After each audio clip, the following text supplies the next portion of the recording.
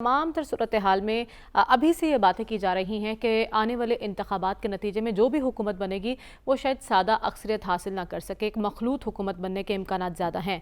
किस बुनियाद पर ये बातें की जा रही हैं यासब, क्या आपको भी ऐसा ही लगता है? नहीं, ये डिबेट ये हम क्यों ऐसी बात कर रहे हैं? कोलिशन हो, जैसे भी हो, सादा अक्सरियत हो, जैसे हमें क्या हमारी फिक्र क्या है, हमारे जहनों पे बोझ क्या है? तो डिलीवर कर सकती है मखलूत हुकूमत? ये क्या बात? आप अवाम पे भरोसा तो करें ना, अवाम पे भरोसा करें और अवाम के बारे में डर जो आपने दिलों में बसाया हुआ है वो थोड़ा निकाल दें। और खामखा की इंजीनियरिंग जो है उससे आप इज्तनाब करें। वो आप करेंगे तो आप जो अवाम का वर्डिक्ट है उसमें, और इतना अगर आपको फिक्र है तो थोड़ा सा हकायक देख लें। अप्रैल पिछले साल से पहले स्टेबल गवर्नमेंट थी, अनस्टेबल तो नहीं थी। ये तो अब की कहानियां यहां सुनाई जा रही हैं हमें, जो उज़र पेश किए जाते हैं रोज। हाँ, वो थोड़ी नमकपाशी कर रही थी, चोर करप्ट फलाना पर गवर्नमेंट चल रही थी, उसमें तो कोई नहीं था, हटाई गई। अच्छा, एक बात मैं हैरान हूं, जो उज़र इतने पेश किए जाते हैं, मैं आज तक इंतजार कर रहा हूं, मतलब इसमें मैं सस्पेंस में हूं, कोई बताए कि वो जो पंगा लिया था हुकूमत हटाने, उसकी वजह क्या थी। एटमी असासे कोई बेच रहा था, अब दोजे हम दे रहे थे, कोई हमने मुल्की असासे का हमने सौदा लगा, कुछ हो। मतलब अब तक ये समझ आई है कि वो जो मोहसिन मिल्लत थे, जिनके बारे में अख्तर मेंगल ने बयान दिया कि उनकी सपोर्ट ना होती तो ये मोशन सक्सीड ना होता, उनकी तरफ से इतनी बात समझ आई है कि मुझे यहाँ खुजली हुई थी, तो मैंने वो गवर्नमेंट चेंज कर दी। मतलब आपने मुल्कों के मसाइल आप ऐसे आप चलाते हैं, वो आपने करके कौम का बेड़ा गर्क कर दिया। अब यहां पे हम जो बहस करते हैं, कौम के बेड़ा गर्क होने की बात होती है तो आप वो 16-18 माह को 5 साल पे ले जाते हैं, और फिर आप कोशिश करते हैं बताएं नहीं नहीं नहीं, मुल्क की तबाही बेड़ा गर्क तो पहले से शुरू हो चुका था, ये तो सिर्फ एक किस्त थी और हो गई थी। मतलब कोई हद होती है ना किसी चीज। ठीक है, लेकिन अब हमें माजी में नहीं ना रहना, हमें मुस्तकबिल की बात करनी है। भाई बात है कि मैं सर इसमें कह रहा हूं कि आपको स्टेबल चीज चाहिए तो खामखा के पंगे ना लें। अमेरिका की ये सिफारती कोशिशें किस मकसद के लिए हैं अयासब? कौन सी उनकी सिफारती कोशिश है? वो कर क्या रहे हैं? इजराइल की मुकम्मल हिमायत, और साथ चाहते हैं कि ये जो नरम किस्म के अरब ममालिक हैं वो हमें तालियां बजा के हमारी तायद भी करें। मतलब दोनों तरफ से वो केक खाएं। अजीब आदमी है यहाँ पे। सही स्टैंड जो है कल भी हमने कहा था, यहाँ पे बात हुई थी 2-3, एक ईरान है, तुर्की है। तुर्की कोई बात करता है उसमें कोई वजन तो होता है ना। हम तो पता नहीं बाकी जो ममालिक हैं गूंग हुए हैं, कह रहे हैं हम ये कर रहे हैं, पसे पर्दा कर रहे हैं। अब महमूद अब्बास से जो मिले हैं एंटनी ब्लिंकन, अब एक ज़माने में पीएलओ हुआ करता था, जब पीएलओ बना था, और शुरू में जब उन्होंने मुज़ाहमती तहरीक शुरू की थी, और एक उनकी बड़ी कामयाबी थी कि फ़िलिस्तीन का मसला वो वर्ल्ड अटेंशन के सामने ले आया था। और तब एक ये मिलिटेंट ऑर्गेनाइजेशन थी, और तब हाईजैकिंग्स का एक सिलसिला था। एक लैला खालिद हुआ करती थी, उन्होंने एक जहाज़ जो है हाईजैक किया था, और वो बहुत दुनिया भर में वो हुआ 1970 तब हुआ था 1970। और फिर उन्होंने आहिस्ता आहिस्ता आहिस्ता वो कान में डाल के कि आपको वो तस्लीम करना पड़ेगा, वो कर करके उन्होंने जैसे किसी का दांत और वो जो है नाखून निकालने लिए होते पीएलओ को, वो निकल गए।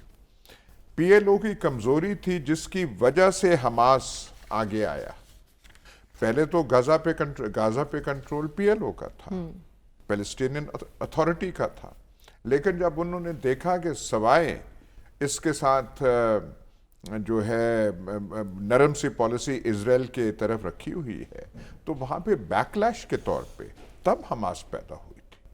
और हमास पे जो उसने किया है मजबूर होके, تو امریکہ کیا چاہ رہا ہے؟ امریکہ چاہ رہا ہے کہ ہم وہ کرتے رہیں، ان کو مار پڑتی رہے، بربریت ہوتی رہے، لیکن ہمارے ساتھ کچھ عرب ممالک ہوں جو کہ نہیں نہیں نہیں یہ بڑی حماس کی غلطی تھی اور یہ ہے، اور اسرائیل کو حق پہنچتا ہے کہ یہ اسے سیلف ڈیفنس کہہ رہے ہیں۔ ایگزیکٹلی، لیکن عربوں نے اس پر منہ توڑ جواب دیا کہ ہم اس کو حق دفاع نہیں سمجھتے، آپ بچوں کو مار رہے ہیں، خواتین کو مار رہے ہیں۔ انہوں نے اگر اتنا بھی کہا ہے تو وہ بھی غنیمت ہے، اس ماحول میں وہ بھی ہے۔ لیکن اس وقت جتنی یہ جو ایک لمبا ایک سلسلہ چل رہا ہے 7 اکتوبر سے لے کے آج، کل پرسوں تقریباً مہینہ ہونے کو ہے، 1 ماہ ہو جائے گا، اب جو ہے کچھ الفاظ سے زیادہ چاہیے۔ اس دوران حسن نصر اللہ نے جو حزب اللہ کے سربراہ ہیں، انہوں نے بھی ایک ہی دفعہ منہ کھول کے بیان دیا ہے، لیکن اس پہ کوئی بات تو تھی نا کہ ہمارے صبر کا امتحان نہ لیا جائے۔ ہم اب بھی شمالی اسرائیل میں اور لیبنان کے بارڈر پر ہم نے وہاں پہ ان کا مقابلہ کر رہے ہیں اسرائیل کا، اور کچھ بھی ہو سکتا ہے۔ وہ جو اب اگر یہ کرتے رہے یہ طول پکڑ جائے تو کون کہہ سکتا ہے کہ کیا ہوگا؟ دیکھیے، دوسری جنگ عظیم میں پہلے 2 سال 2.5 سال تو ایسے لگتا تھا کہ جرمنوں کو کوئی شکست دے نہیں سکتا۔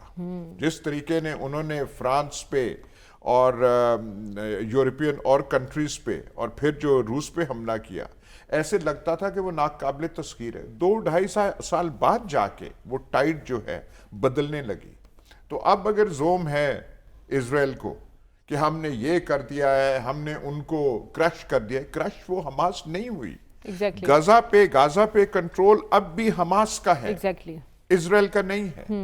اور یہ اگر طول پکڑے گا، اور کئی لوگ کہہ رہے ہیں، ان کے اپنے خیرخواہ کہہ رہے ہیں، جو انہیں امریکی آپ کامنٹری پڑھیں آدمی کا سر چکرا جاتا ہے، ٹیررسٹ ٹیررسٹ ٹیررسٹ، اور جو جس طرح کے مظاہرے کیے جا رہے ہیں وہاں، لیکن وہ بھی ایسے جو کہہ رہے ہیں نہیں، پر یہ جو حکومتی حلقے جو ہیں، جو تھنک ٹینکس ہیں ان کے، میڈیا میں جو ان کے ہیں، وہ جو ہے ڈیمونسٹریشن کرنے والے اور لوگ ہیں، پر وہ جو اسٹیبلشمنٹ جو آپ کہتے ہیں نا، امریکن اسٹیبلشمنٹ کے لوگ، ایکیڈیمیا ہے، میڈیا ہے، سب کچھ ہے، وہ تو بالکل ایک زبان کے ساتھ اسرائیل پرو اسرائیل وہ سارا کچھ کر رہا ہے۔ لیکن اس سے زیادہ وہ جب کریں گے ایک حد تک، کیا کریں گے؟ کیا کر سکتے ہیں اسرائیل یا تو ہے نا کہ ہاتھ کھڑے کر کے حماس معافی مانگنے، ایسی بات ایسا نہیں ہو سکتا۔